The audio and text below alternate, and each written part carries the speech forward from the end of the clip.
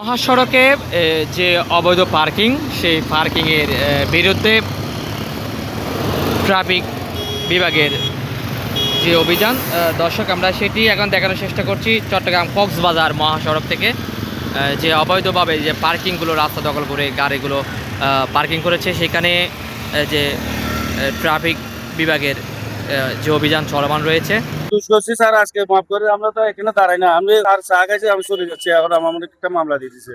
আমি রাস্তার সাইডে আছি এখন, এই জায়গায় তো ডিপুর মাল নিয়ে আসছি, আমি গাড়িটা রাখবো কোন জায়গায়? এটা কি পার্কিংয়ের কোনো ব্যবস্থা আছে? আমাদের বলছে রাস্তার সাইডে এনে রাখতে, আমরা এই জায়গায় রাখছি। অভিযানে আজকে রাস্তার পাশে রং পার্কিং করে রাখার জন্য বিভিন্ন কভার ভ্যান, ট্রাক, এগুলো তো 8টা গাড়িতে আমরা রং পার্কিং এর প্রতিবন্ধকতার মামলা করেছি এবং আমরা এটা ধারাবাহিকভাবে এই অভিযানটা অব্যাহত রাখবো, যেন রাস্তার মধ্যে কোনো রং পার্কিং করে গাড়ি চলাচলে যেন কোনো বাধা সৃষ্টি করতে না পারে।